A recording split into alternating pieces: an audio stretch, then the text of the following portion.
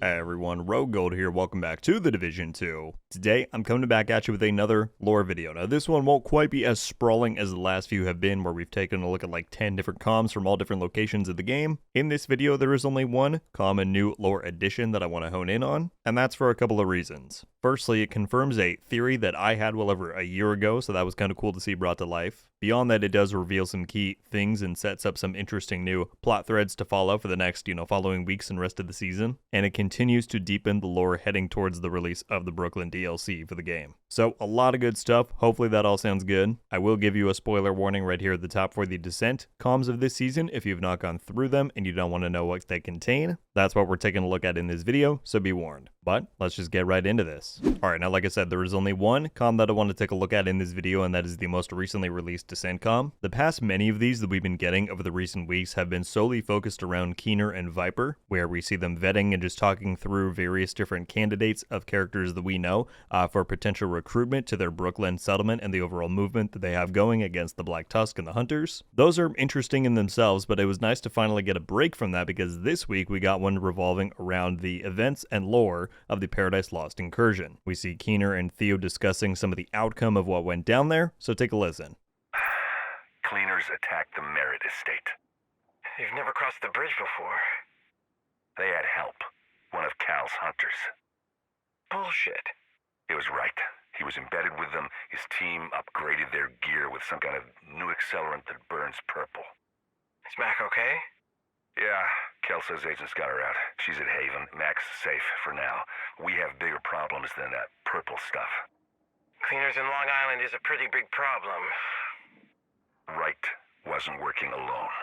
He gave the Lovebirds rogue tech. Where the hell did he get it? I have no idea. We haven't really been keeping an inventory. Maybe we should start. Alright, so a few very key revelations to take away from just this one little bit of lore. Let's go through it one by one. To begin, this does confirm that Wright was a hunter all along. If you don't remember who that is, Wright was the third main encounter within the Paradise Lost Incursion. People thought maybe he was a cleaner, maybe he was a hunter, but the guy with the big axe, that boss that you fight down in the cellar, he was indeed a hunter. Now, I won't claim that I was the only one who was saying this or thought this. I'm pretty sure a lot of people did as well. But the kind of prevailing theory or thing that I saw was that people saying, no, he's definitely a cleaner that just has some of this tech, some of this accelerant. We had a hint back when this released and that he might have some of those connections because we saw him having conversations with Natalia Sokolova in the comms, but I think it was left ambiguous enough to where we didn't know if that was just a cleaner who had a weird in with Natalia or if there was actually something deeper there. Turns out it was, because they say plain and clear here that Wright is one of Cal's hunters. So, pretty sweet to finally get that confirmation. I believe that makes him the fourth canonical hunter that we've defeated, right? There was the one at Coney Island with Schaefer, there was the recruiter, then of course there was Wright here, and then we had the one in the Kelso manhunt as well. So yeah, always love some new hunter lore. One of the other big reveals is that they then say that Wright supplied the Lovebirds with rogue tech. And at least what I take from the ending of their conversation there is that Keener and Theo are kind of implying and wondering if there could be someone within their operation who gave it over, right? Who's kind of a leak or a spy. The question that then of course comes out of that is who and why. Going off of that, something that I struggle to believe is that Wright would do anything outside of Cal's purview, right, given he's within the Hunter program. And so I don't think it's a matter of where he has some secret alliance with the Rogues that, Cal or Homeland wouldn't know about. So given all of that information, my only thought here, and I want you to hear me when I say I don't know if this is correct, but we did cover in the last video how maybe there is a chance that Viper is alive. Right, Viper is Bridget Douglas. She has been featured in a lot of comms, even though we defeated her, apparently, back in Season 4. But it was known that she was essentially a triple agent, right? She was a rogue, she was a hunter, and she was a part of the Black Tusk under the ranks of Natalia. Now, it had appeared, and I would say it still appears from all of the lore that we're getting, that her true allegiances lie with Keener, right? That is like the cause that she actually supports. But let's say, hypothetically, she was handing over rogue tech to Wright to go use on the Merit Estate. Why would she want to do that? Is it to betray Keener? Is she potentially jealous of the affection that he shows for Mac? Or maybe she thought that Mac was a distraction for Keener and she wanted his focus to go back solely on the operation at hand? Of course, that entire theory and trail of thought all hinges on the fact that if she is actually alive, which we don't know for sure, I did a recent video talking about how it seemed like maybe she could be. But yeah, let's say it's not Viper. Other than that, I don't really have a great theory for who this might be that was supplying Wright with rogue tech. That said, if you have any ideas or theories on that, I would love to hear them down below. Alright, and then lastly, I just wanted to mention how this comm continues to kind of set up things for the DLC, I believe. Early on, you hear Theo say that cleaners have never crossed the bridge before, and you see the bridge is capitalized. So I think that implies that that is either the Brooklyn Bridge or the Manhattan Bridge. And then this also confirms, and maybe this was established before and I just missed it, but he says that the Merit Estate is in Long Island. And what is between New York City and Long Island?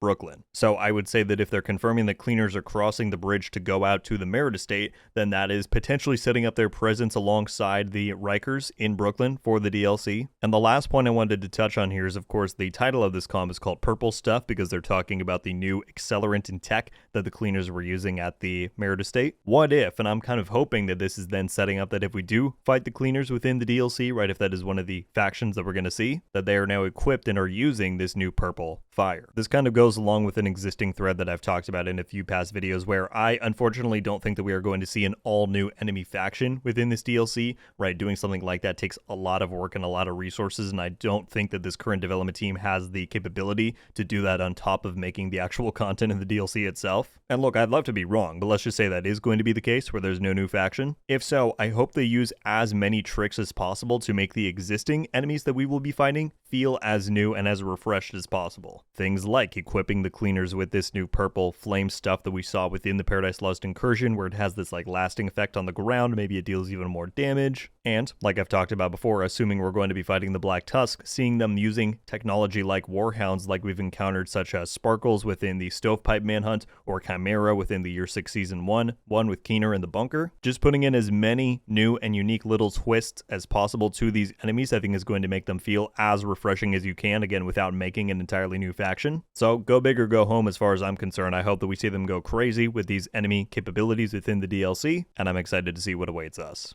So there you go, folks. That is just about everything that I wanted to cover in this video. Definitely a lot to go off of just this one comm, but that is kind of why I wanted to make a video on it. I feel like it was pretty revelatory on its own. We're inching closer towards the end of the season. I'm definitely very interested to see where everything ties up here, and I would love to hear your thoughts on any and everything that we covered in this video. Again, what are your theories about who could be supplying the rogue tech? That is the big one that I'm really not sure about unless it is Viper. But also, what do you think about stuff like the cleaners potentially being teased for Brooklyn? What do you think about the reveal of Wright being a hunter all along? Whatever you got, as always, looking forward to reading it down below. If you enjoyed the video and you want to see more stuff like it in the future, then I hope you will consider clicking that subscribe button. As always, I got a bunch more Division 2 content coming your way. But that is just about going to do it for me today, everybody. Thank you all so much for watching.